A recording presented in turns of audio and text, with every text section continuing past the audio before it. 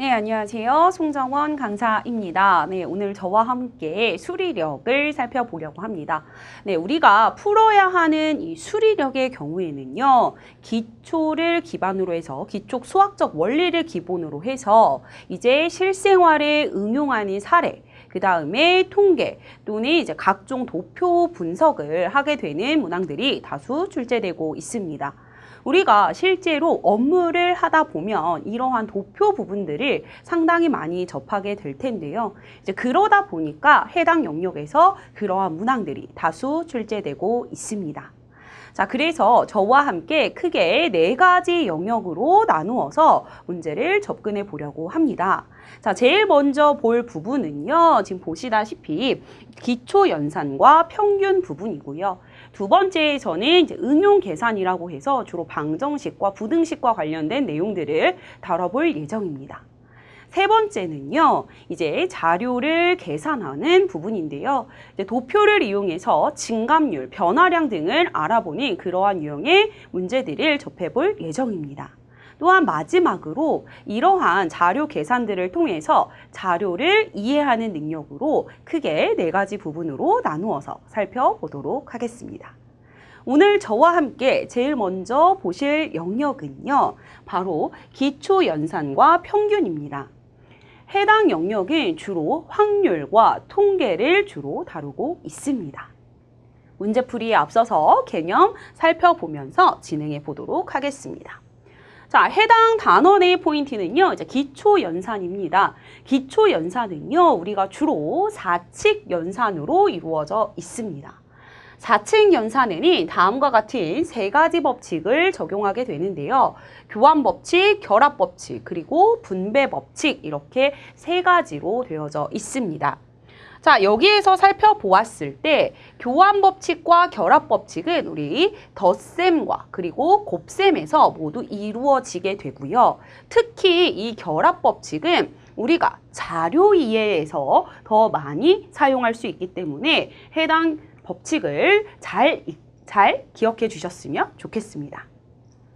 자, 보시다시피 이렇게 결합법칙이라고 하는 거는요, 계산의 순서를 바꿔도 등식이 성립한다라는 이야기인데, 특히 우리가 많이 쓸 식 중에서 자, 요 부분, 자, 곱하기 할 때 순서를 바꿔서 해도 된다라는 걸 좀 기억해 주셨으면 좋겠습니다.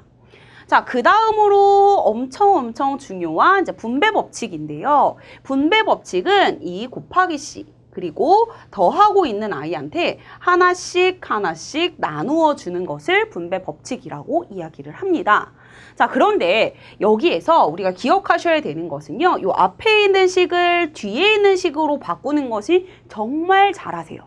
그런데 이 반대로 오는 거 역시도 분배법칙이기 때문에 이 방식을 잘 기억해 주시면 앞으로 여러분들이 수리력 문제를 풀어내실 때 조금 더 빠르게 풀어내실 수 있을 거라 생각이 듭니다. 자, 그 다음으로는요, 이제 우리가 기억하셔야 되는 통계 부분의 개념들입니다. 자, 그래서 평균, 백분율, 분산, 표준 편차 이런 부분들도 업무에서 가장 많이 사용하게 되는데요.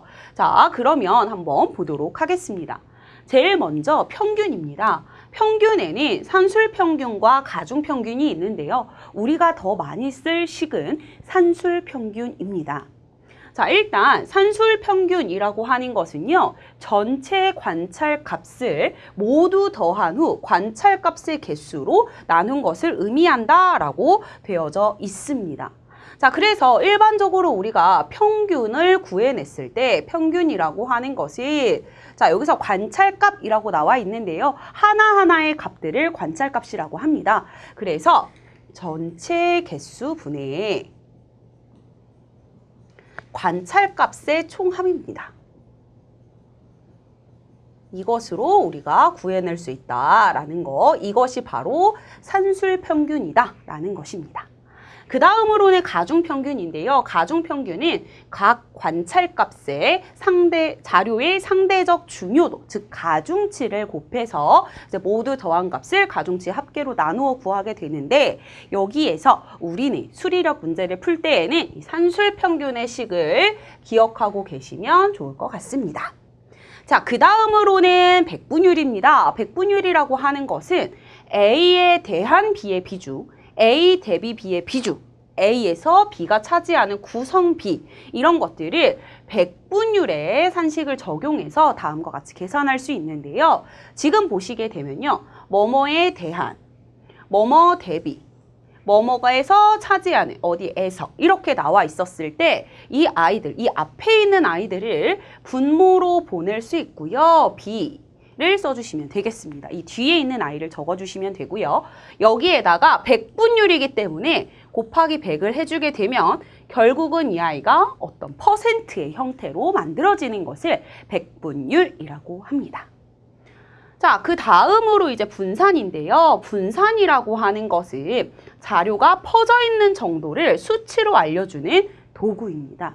그래서 보시게 되면 각 관찰값과 평균값의 제곱을 모두 더한 값을 총횟수로 나누어 구한다라고 하는데요. 자, 여기에서 우리가 분산에서 알고 계셔야 되는 것 중에 하나가 바로 편차입니다. 편차라고 하는 것은 어떻게 되느냐? 관찰값에서 빼기 관찰값 마이너스 평균을 의미하고요. 자, 이 관찰값은 다른 말로 썼을 때 별량이라고도 표현할 수 있습니다.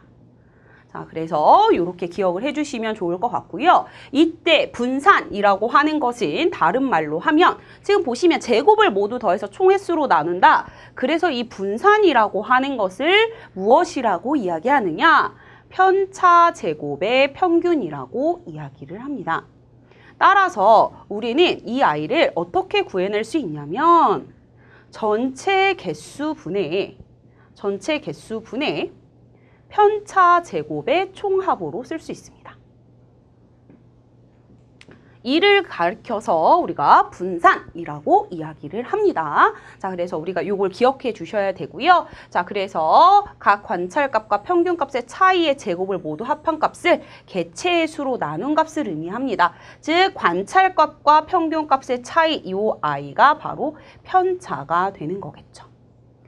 자, 그래서 요것을 기억해 주시면 좋을 것 같습니다. 그래서 예를 들어서 이렇게 설명을 하고 있으니 이 부분은 넘어가고 다음 페이지로 넘어와서 또 보도록 하겠습니다. 자, 다음 페이지에서는 표준 편차가 나와 있습니다. 자, 표준 편차라고 하는 것은요. 분산값의 제곱근 값을 의미합니다. 그래서 우리가 표준 편차를 구해낼 때에는 어떻게 하셔야 되느냐? 일단 분산을 먼저 구해 주셔야 됩니다. 그래서 분산의 루트를 씌운 값을 가지고 우리가 표준 편차라고 이야기를 한다라는 것이죠. 그래서 이 부분을 기억해 주시길 바라겠습니다. 자, 그래서 개념적으로는 평균으로부터 얼마나 떨어져 있는가를 나타내는 개념이 바로 표준 편차가 되겠습니다. 자, 그러면 우리 문제로 와서 문제에서 또 필요한 개념들 설명드리면서 가보도록 하겠습니다.